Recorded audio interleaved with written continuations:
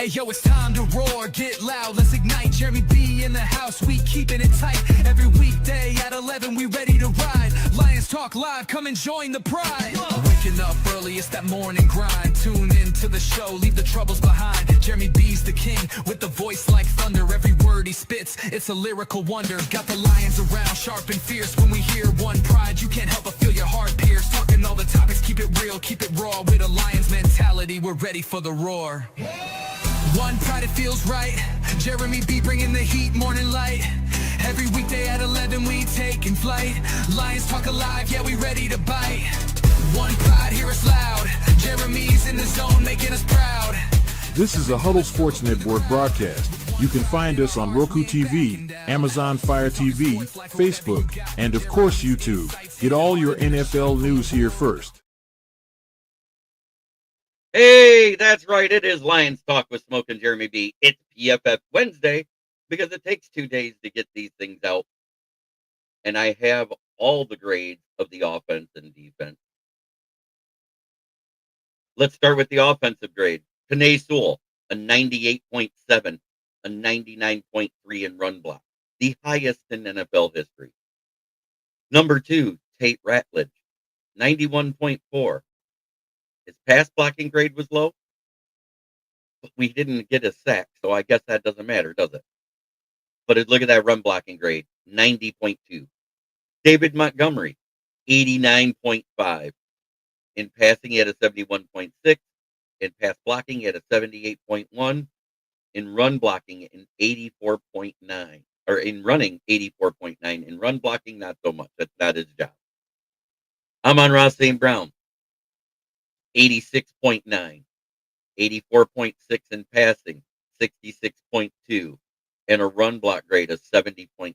Anything above a 60 is average. Above 65 or more is good to great. Anything above 80 is elite.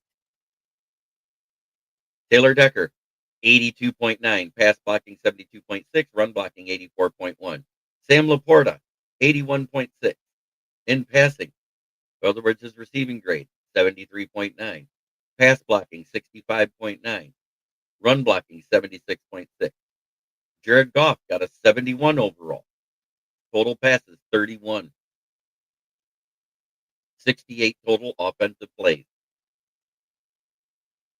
Ratledge and Sewell were the only other, in Taylor Decker.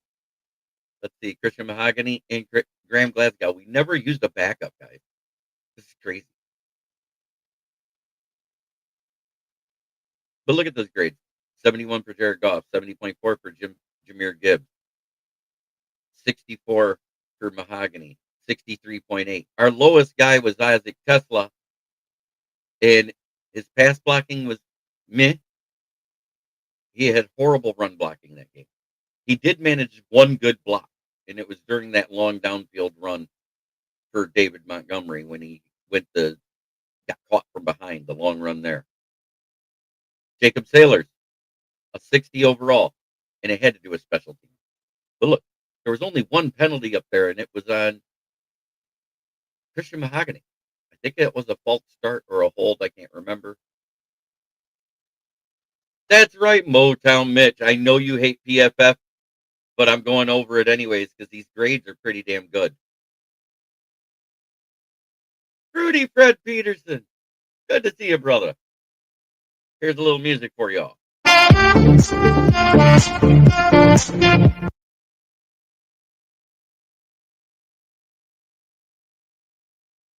Oh, it was a face mask. Yeah, that was while I was out of the room. I just know that we only had one penalty on offense. But 46.7 is our lowest guy. That's not abysmal, but it's just not good. Khalif Raymond, a 56. Ross Dwelly, he was a 59.6. Jacob, and like I said, Jacob Sailors and Dominic Lovett had a 60. Thank you, Steve Bauer. I know that the lag is a little bit more on the Facebook side than what it is on the YouTube side. Same with Twitter. So if you want your comments to come up faster, go to the YouTube side. I heard it's a much better watch over there for some reason. We go live into these rooms so we can, so we can get more exposure. but it's to get us to the YouTube side. Make sure you add the Huddle Sports Network, Kneecap Biting with the Motor City Lions, and Woody Bop. These are all guys that I love. Also add Ken the Bear Fan on X and on YouTube. I know you guys don't like the Bears, but guess what? He comes on, he does a good job. He doesn't really talk a lot of crap. He talks back.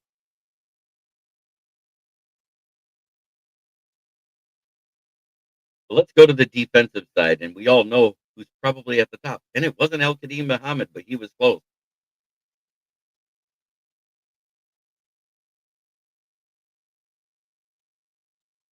Oh yeah, I know. I heard about that.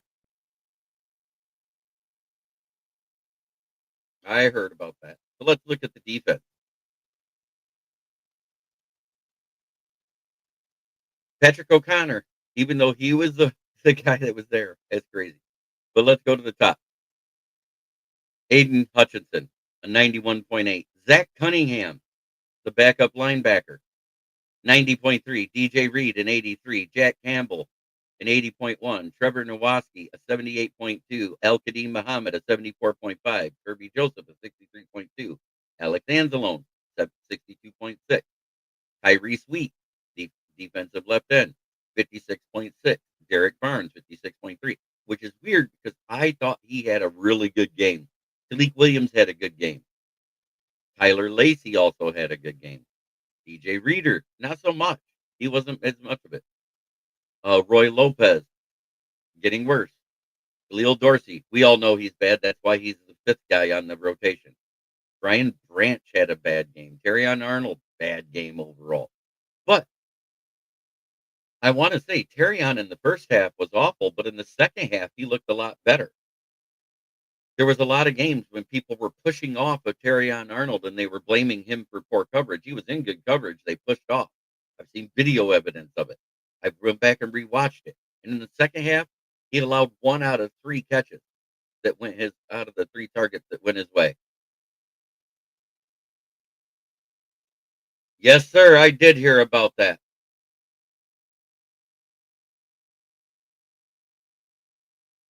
Amik Robertson, not a good game. Tackling 29.8.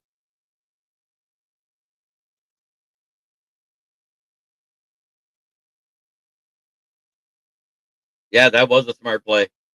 Very smart play. Yeah, the announcers called that out because he was just bowled over.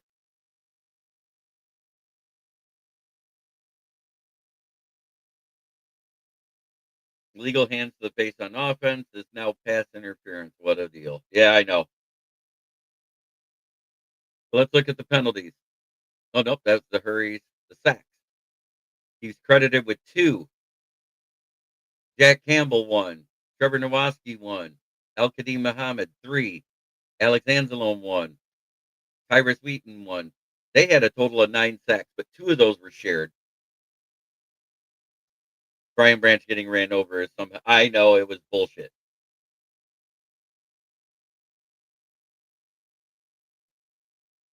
Yeah, so technically, this was a 2-score win. That 3 point shouldn't have counted. It should be 38-27.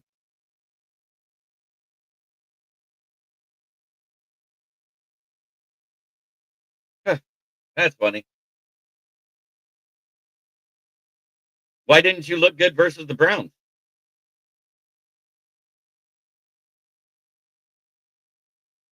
Right.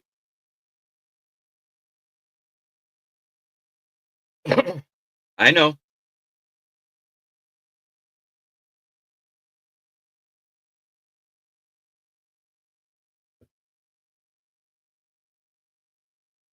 I know Amik Robertson and Brian Branch were in the hurries. How about the fumble?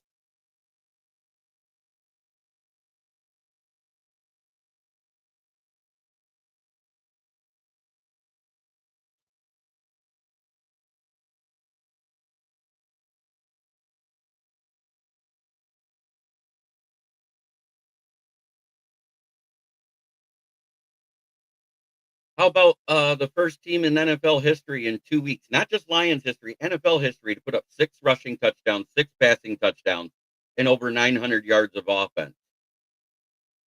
How about Dan Campbell, who's 12-2 on Monday Night Football?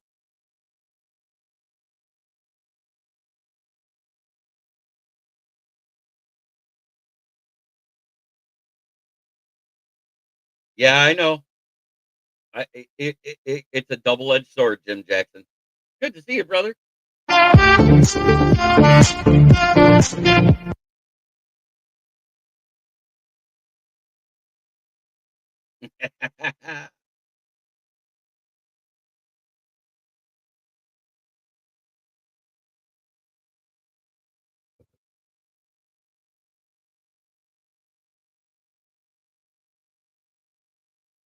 There she goes.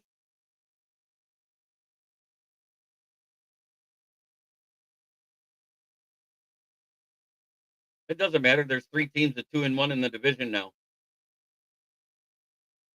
Oh, and one team sitting at 1-2.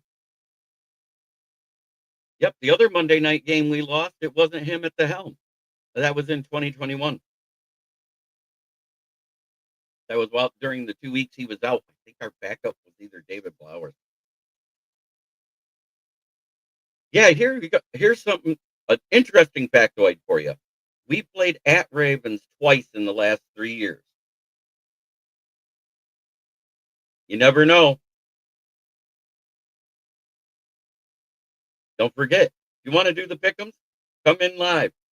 Comment your winners. We go over the whole sheet Wednesday night. I got it right here. I am 29. Yeah, no, excuse me, 27. But no, 29-19. Another question, Dorn. Why is the Brokeback Packers always so terrible unless they get lucky and lose to trash teams like the Stop. I'm not gonna talk that type of trash. Dorn can talk his shit. They beat us week 1 because we came out flattered in Travis Kelce's fiance. Miscommunications on the offensive line, miscommunications all across the defense. Vanilla play calling the first week. Because guess what? That was our starters preseason game, just like every year.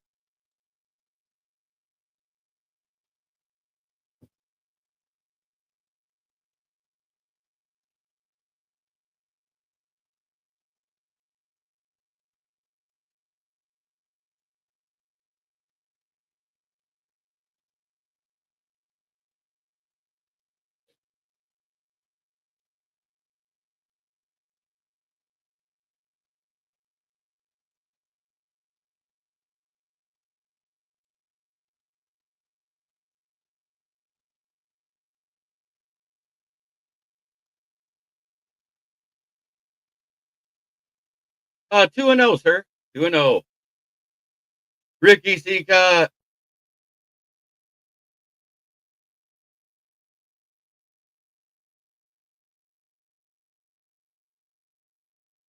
Motown didn't look slow. We sacked him 7 times. Stop. Oh, stop. He had 9 pressures throughout the game. A forced fumble. Yes, sir. Here you go, Ricky.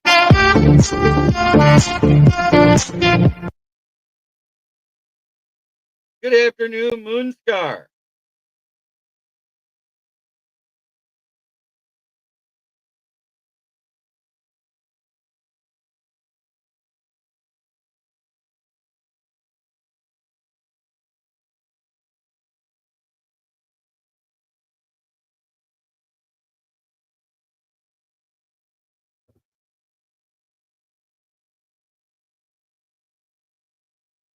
I know he doesn't want to admit that.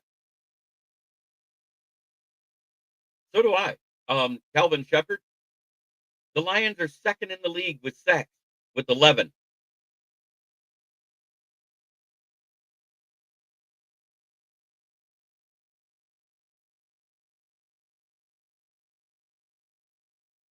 There's no excuse.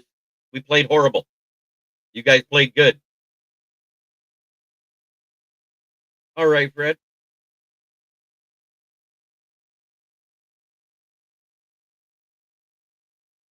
I said he was a monster. He was the guy I wanted up for the offensive line the entire time.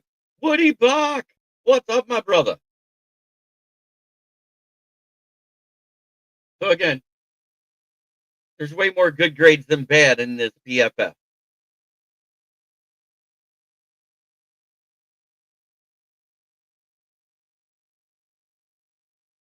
Woody, I'm live in your channel too. I'm giving you some views, brother, on YouTube. I go live into my page. I go live into the main event. I go live into the Huddle Sports YouTube. I go live into Woody Bach YouTube. I go live into my YouTube. I go live into Rob Haskell's X, and live into Kenda Bear Fans X, and of course on the Roku and Amazon Fire Stick app, Huddle Sports Network.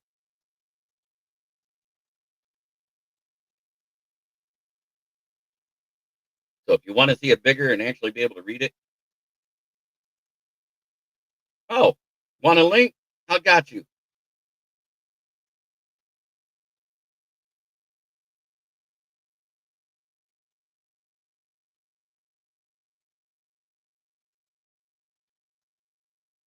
I got you, Mr. Bach.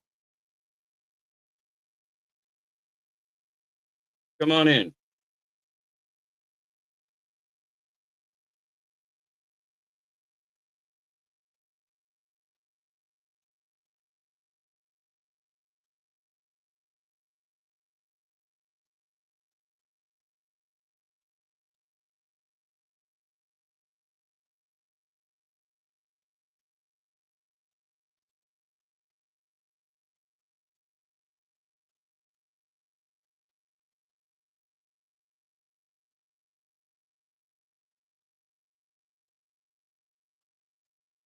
Yeah, I sent you a link. Come on in on Messenger.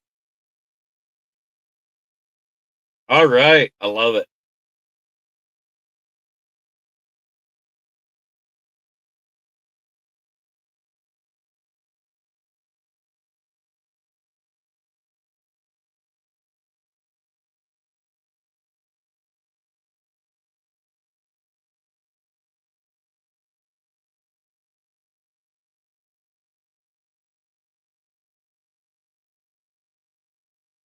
I love how somebody say, when I say the reason,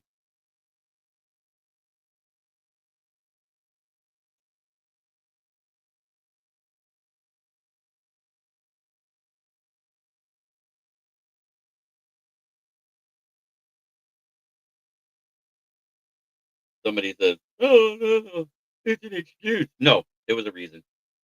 All right. We got Pat Rothwell. Good to see you, brother. So let's look at those top guys. Let's just pay attention to the top guys on PFF real quick. Our top 5 guys: Panay Sewell, Tate Ratledge, David Montgomery, Amon-Ra St. Brown, and Taylor Decker. On defense, Aiden Hudson, Zach Cunningham, DJ Reed, Jack Campbell, and Trevor Nowaski in his first full game after getting healed.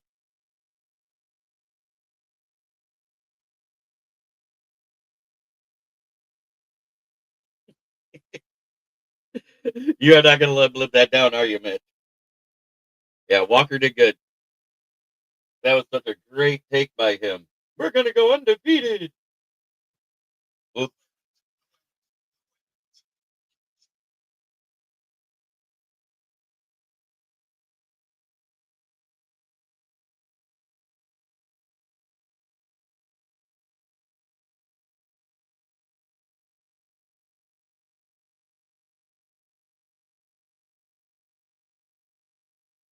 I love Nowaski. I did a full write up on him the year we picked him up as a UDFA.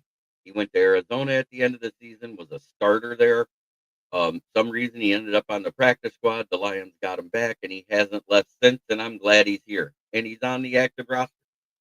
Love it.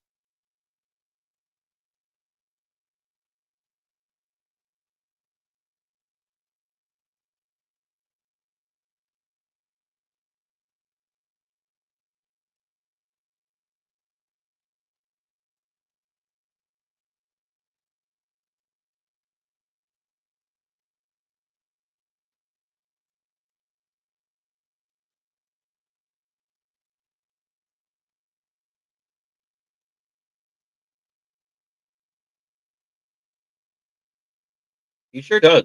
For a rotational guy that comes in, he plays his ass off.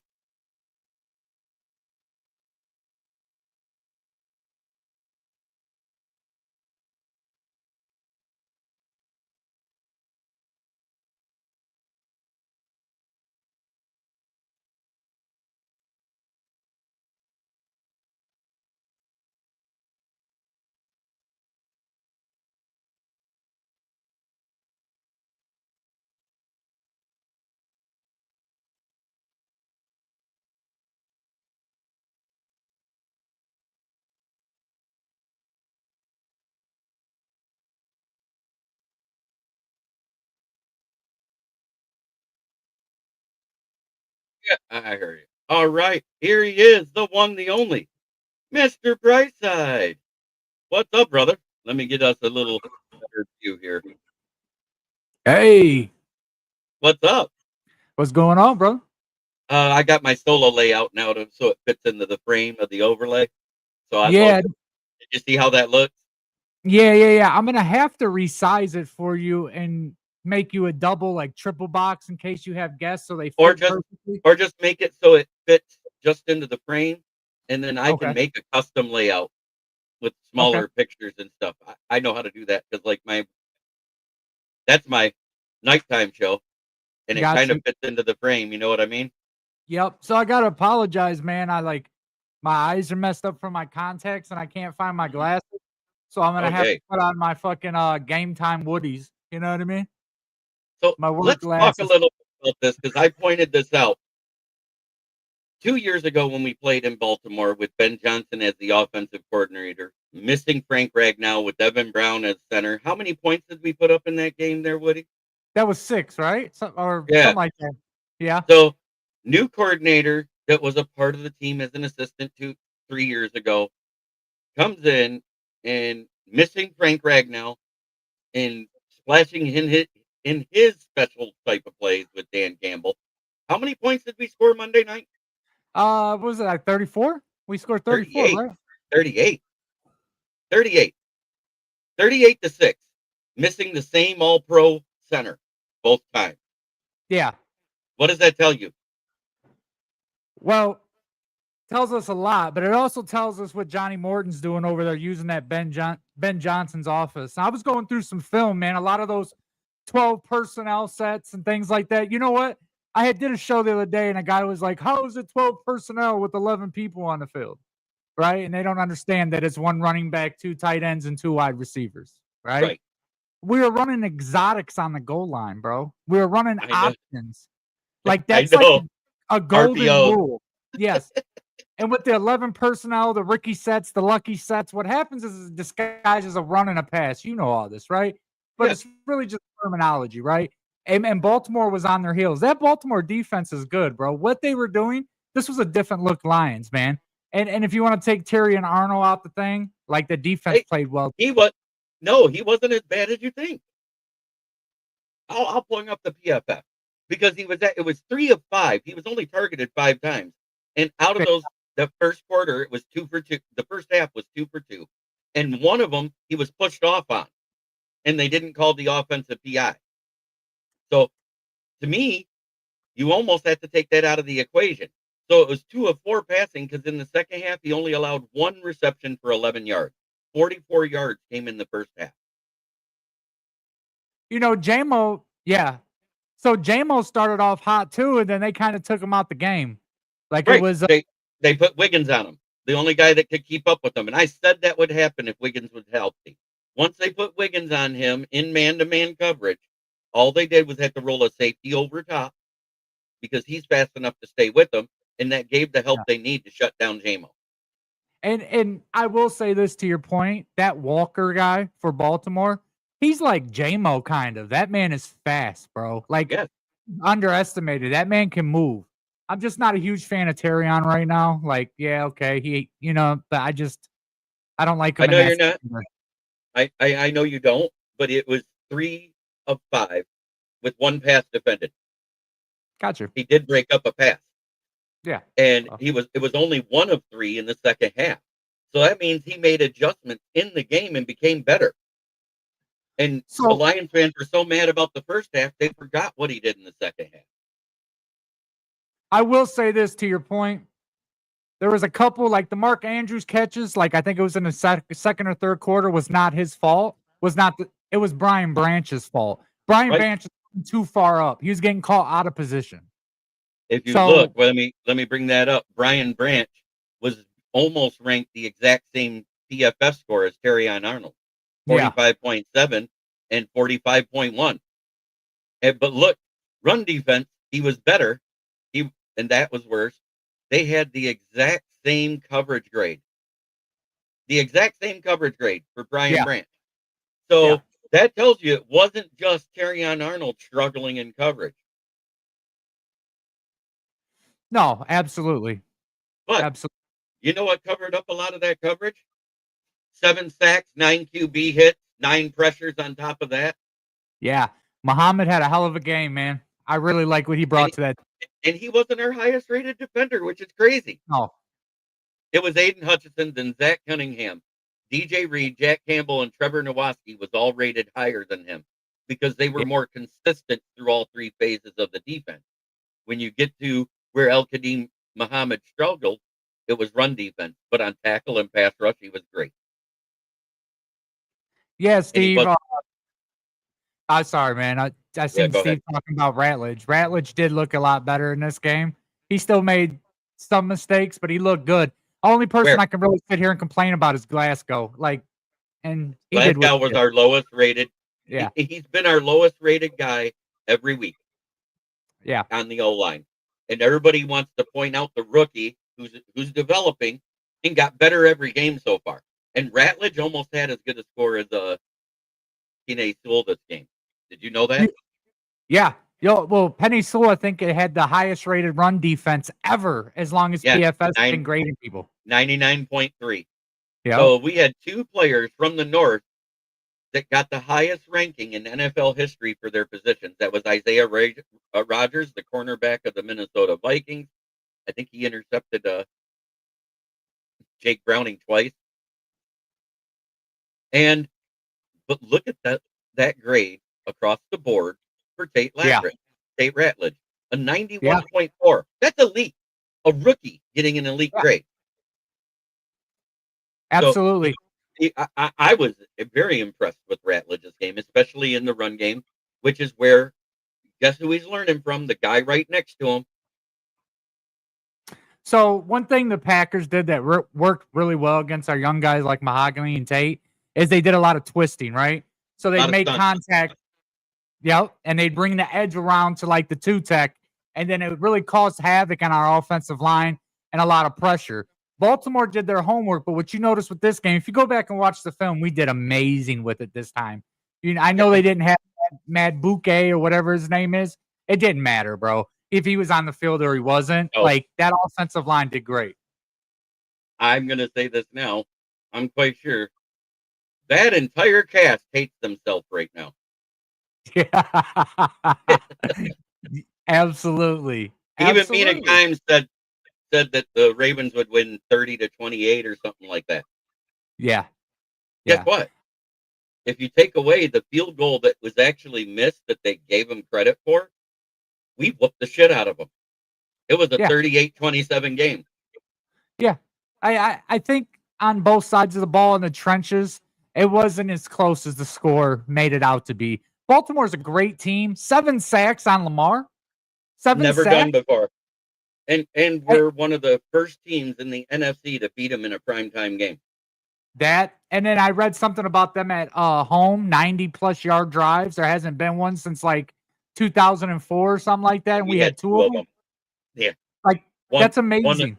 One on the fumble that Jack Campbell pushed out. Yeah. And then Go ahead. Then we had Go a ahead, bro. short field on Aiden Hutchinson punching it out. And if you go back to that, I think it was the Mahogany penalty where we had a first down in the red zone, got pushed back, and then we had to kick the field goal.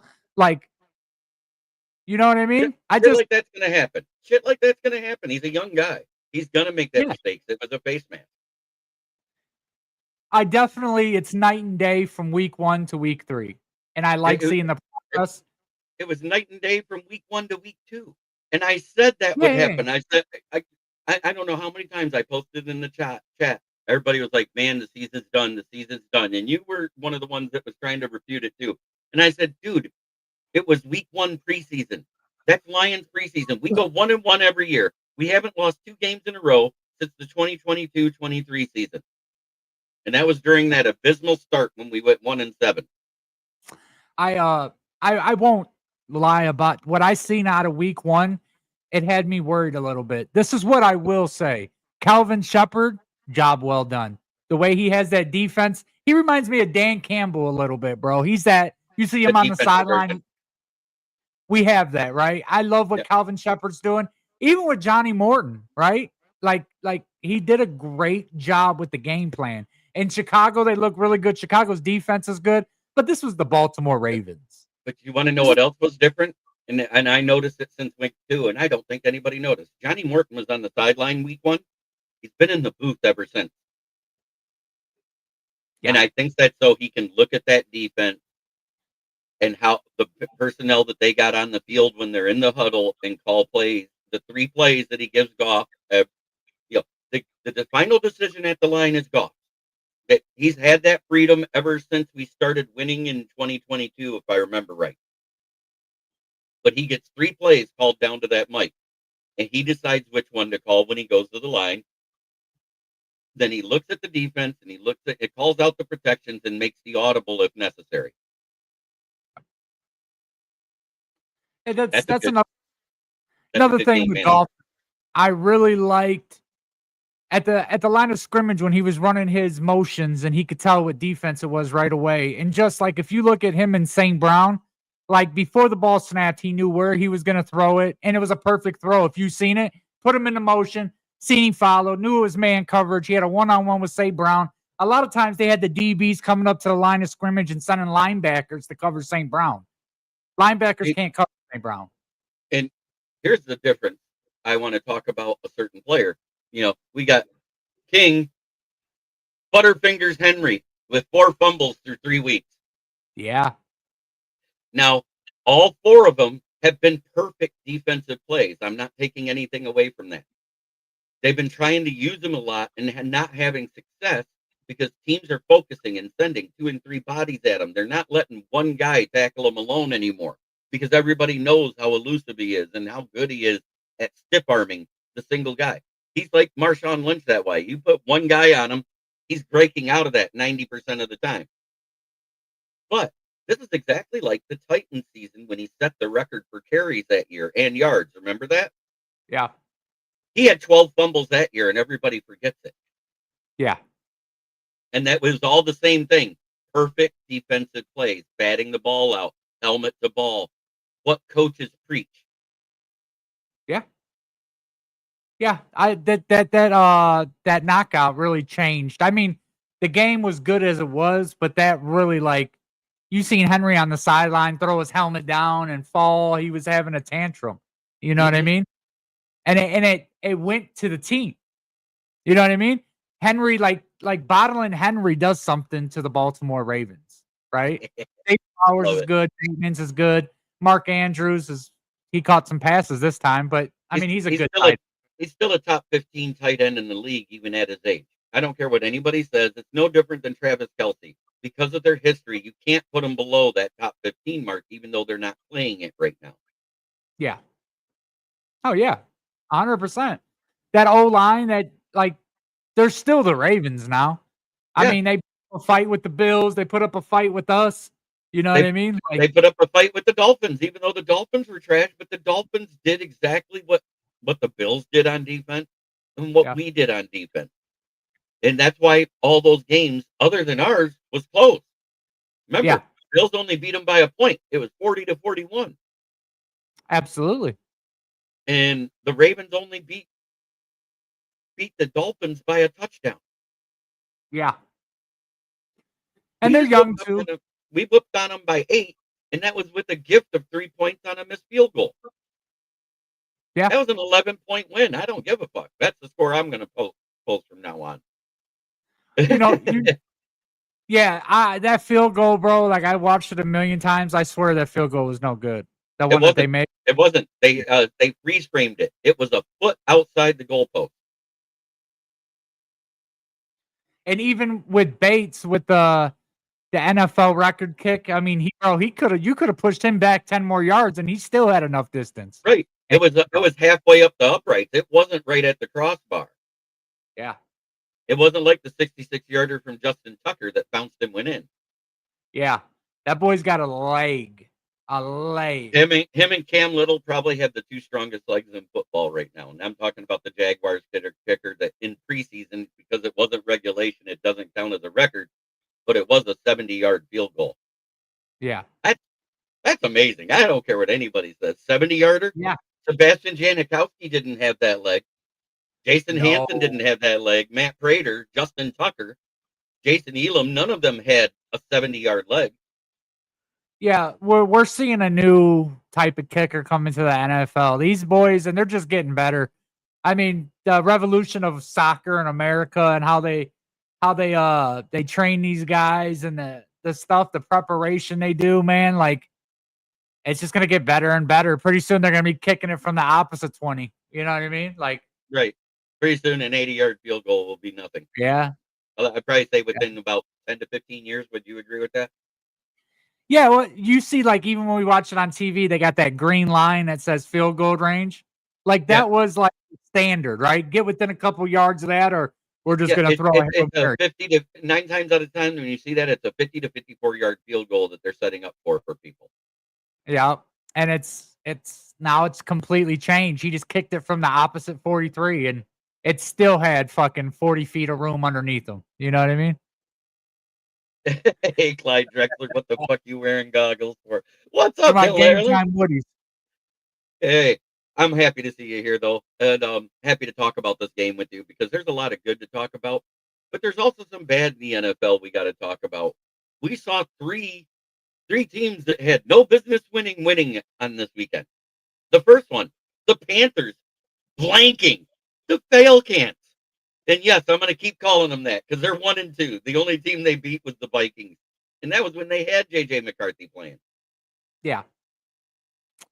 Well, the Falcons go from what, 9 sacks and Bijan running all over the place to 30 to right? 30 to zip. 30 to zip.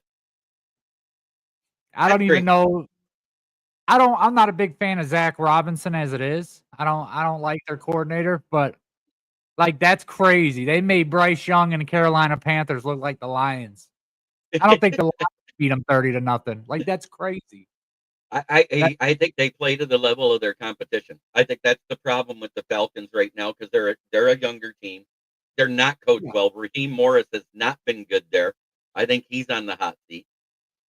We know that the Dolphins coach is on the hot seat at 0-3. Yeah, but I complete.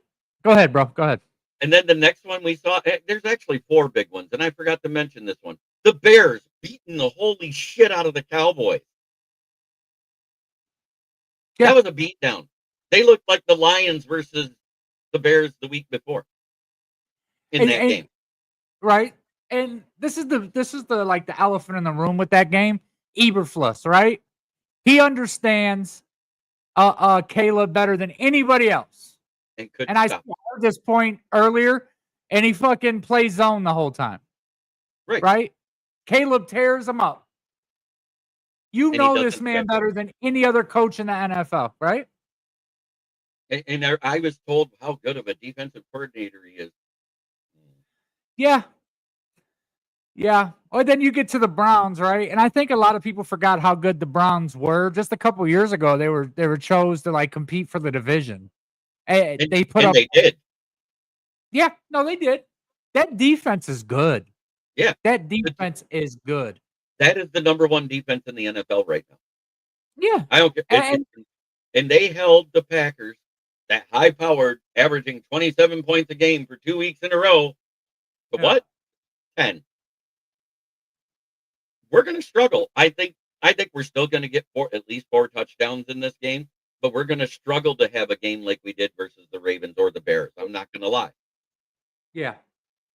Do you agree with that assessment? Yeah. I think I think the race is 24.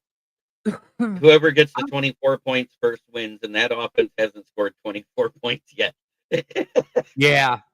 I think the Browns are really good. We're gonna see. Now we're starting to see consistency, and that was my biggest thing with this team, especially after the loss to the Packers. Now we're seeing because the Bears defense, like I know the numbers, but like I think that Bear team as a whole is a lot better than what their record shows. Yes, You go and what yes. we did to the Ravens. I didn't think we were going to beat the Ravens. I'm not going to sit on my high horse and act like I did because I did. Who wrote an article that said we would? There you go. No, absolutely. Yeah. Caldwell. No, yeah. Jim Schwartz. Jim Schwartz. You're right. Yep, the white one. Yeah, for or, sure. Or as what we used to call him, Jim Shorts, when he was here, because he always wore gym shorts at the practices on the sideline. Yeah. I honestly think we have a lot of mismatches for Cleveland on their defense. They don't have fast corners for one thing. Their secondary is suspect.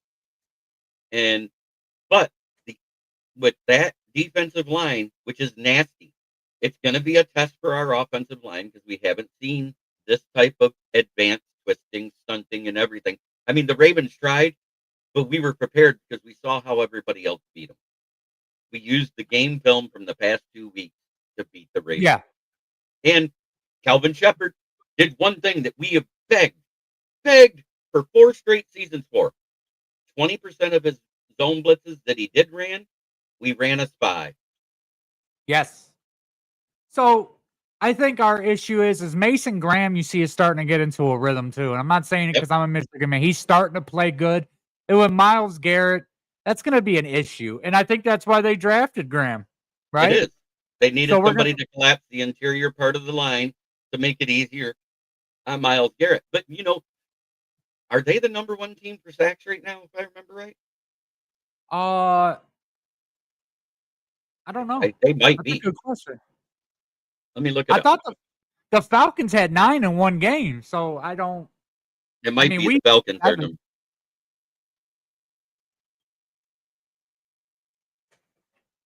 Rashawn Gary's the sack leader, is he not? Or he was before last week. He was. I just seen something on that too. I know Brian Burns was on that list.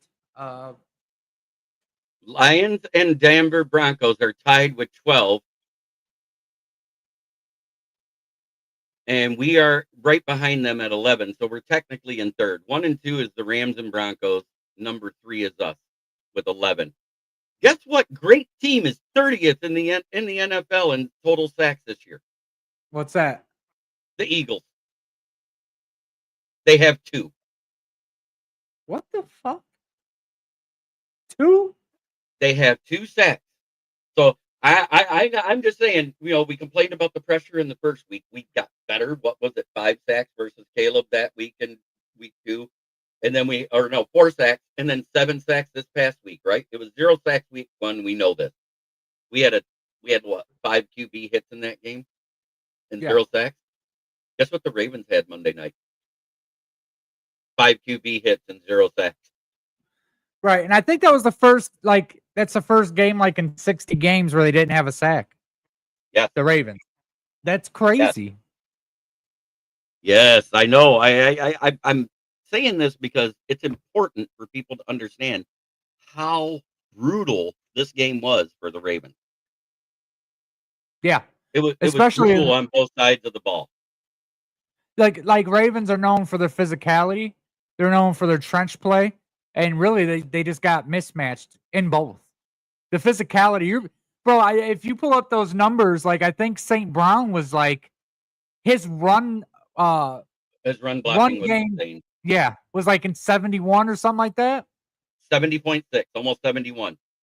Yeah, you know what I mean? Taylor Decker had an 84. Sam Laporta had a 76. Jared Goff had a 60, along with Jahmyr Gibbs in run blocking. Christian Mahogany had a 71.5. You know who was our worst run blocker on that O-line? Graham Glasgow, 61.3. Yeah. But you know what I think is great? None of our guys came off for any offensive snaps out of the O-line. Nobody took her break. 68 plays. What does that tell you about stamina?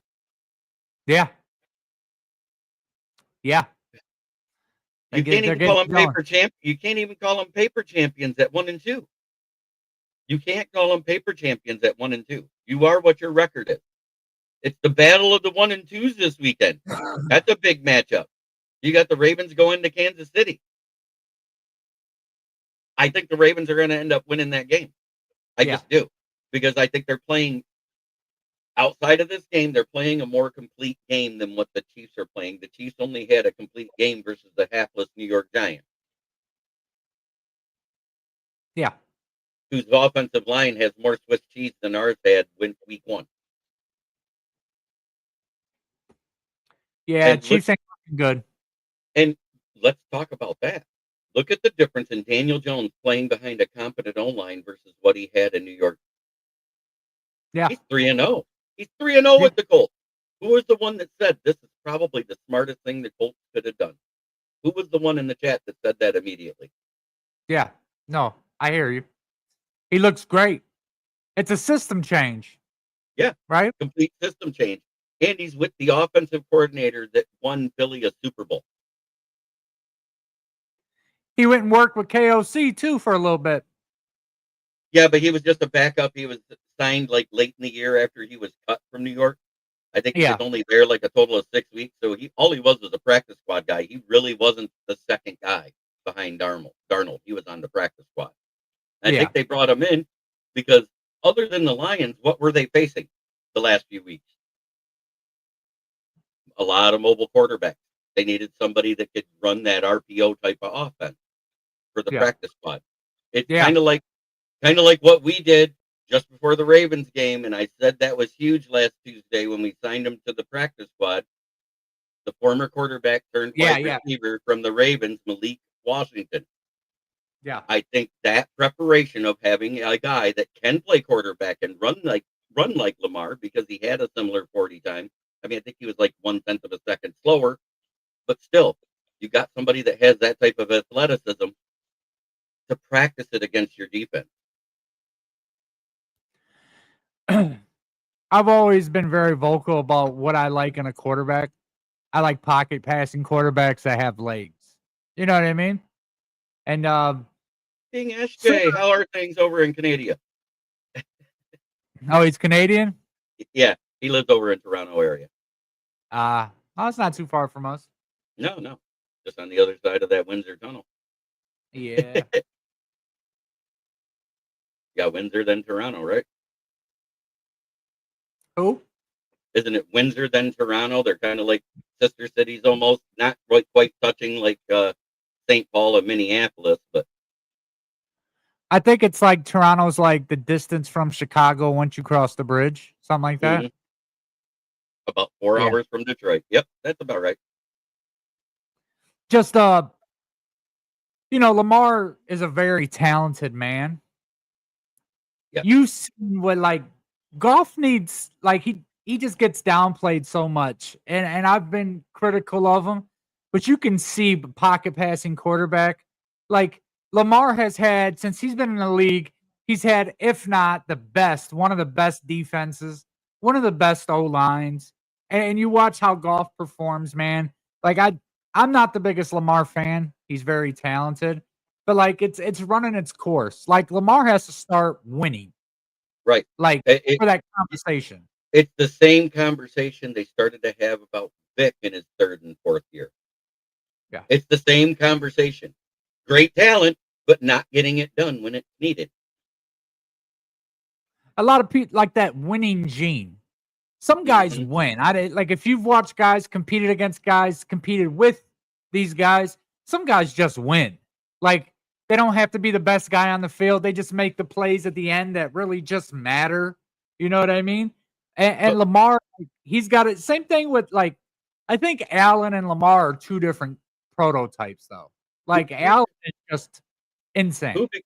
Who because of his play calling turned Matthew Stafford, because out of his 29 comebacks he had here in Detroit, he had 20 of them in a 3-year span. Who was the coach at that time? Was that Caldwell? That was Caldwell. Yeah. One year that we went 9-7, I think it was, and Yeah. barely made the playoffs. We had 8 fourth quarter comebacks by Stafford in that year because of the poor play calling. And everybody forgets that. It was 8 one-score wins to get us into the playoffs. And it was a Yeah. backdoor into the playoffs because we needed the Redskins to lose. Because they beat us early in the season. What'd he say? I love Canada. I'm hoping someday I can move there. Hey, Canada's becoming just as liberal as America, so I don't know if that's a good idea, Robbie. I think they might have his beat on the whole liberal thing. No, they already have the socialist healthcare system. Yeah. They ain't got no And guns. I still think we need that type of healthcare system where outside of seeing a regular doctor is the only thing you pay for. If it's a regular doctor, dentist, eye doctor, if you're not requiring a surgery, you know what I'm saying, where you can go into an office and walk out, Yeah. that should be free. Yeah. It should be government paid. I think regular healthcare, and I think they need to open it up to alternative medicines. I think the Food and Drug Administration is a farce. Well, I was looking at something where like we get some of the same products that Europe gets, but they have different ingredients. We Right. allow a lot more nonsense than they do. Right. And look at all of the side effects. When the side effects outweigh the positives, why do you want to take it? Yeah. That's where I'm at. I Yeah. remember the first time Saturday Night Live attacked that thing, and they talked about it may cause anal leakage was the last line for the side effect. Yeah. Death, heart failure, stroke, and anal leakage are the side effects. Yeah. I remember. That was hilarious. That was back Yeah. before everybody. That was prior to 2001 when that stuff was going on. That was back when it was still funny. Back when everyone used to tune in. You know what I mean? Dana And, like, Carvey and Mike Myers, and I think Will Ferrell was a part of that cast back then. possibly. Night at the Roxbury was a thing back then. The brothers. Yeah. Before they made the movie. Yeah, for Yep. sure. They made a lot of movies off SNL back then, like the little skits they did. There was Wasn't that that was Carlin's skit. Yep.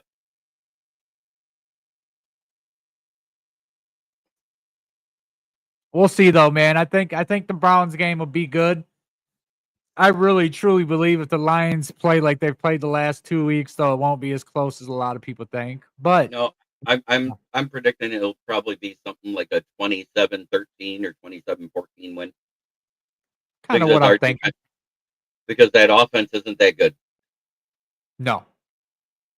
Without Nick Chubb, they can't run the ball. I dropped Jerome Ford. Let's put it that way. Yeah.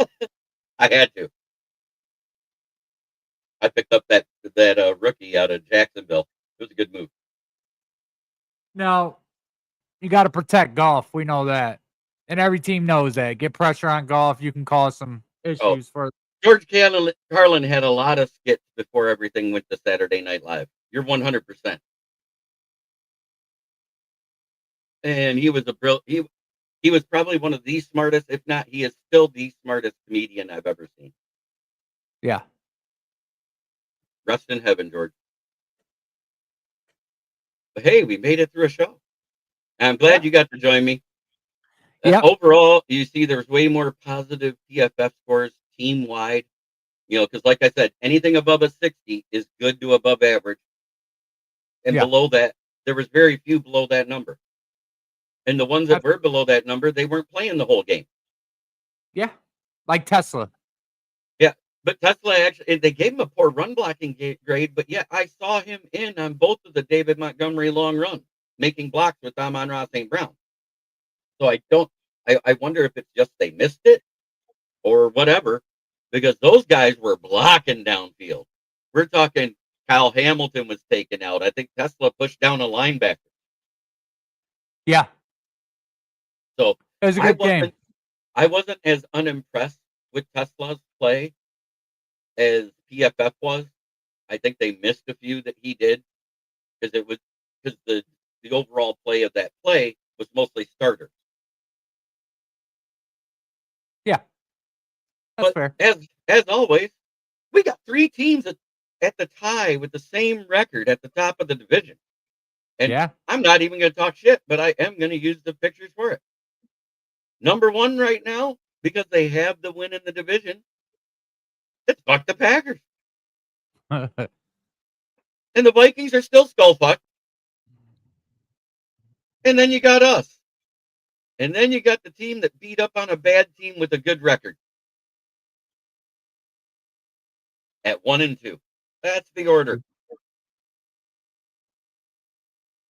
Fuck them all. That's the way I go. I Yeah, like having absolutely. fun with it. I try not to talk shit to individuals because attacking someone because of their looks, their weight, all that stuff, that's bullshit. It's petty, high schoolish type shit. Unless they're a Packer fan. Nah, I still don't do it. I like They're using all stats. I they're like all using built stats. they're all built the same, bro. Yeah, I know. I hear you. I agree with you. I try to keep it, as professional as possible. I love the guy that picked on me for my teeth. Why don't you get your teeth fixed? I said, you got $11,000, pay for it, and I will. Yeah. Yeah. Because that's what it is after the dentures. It's $11,000 to fix my grill, to fix my chiclet. I ain't got it. Most people don't. But thank you for watching, everybody. Have a great day. And we are. Oh, before I get out, try every day to be a better person than you were the day before. That's the only way to make the world a better place.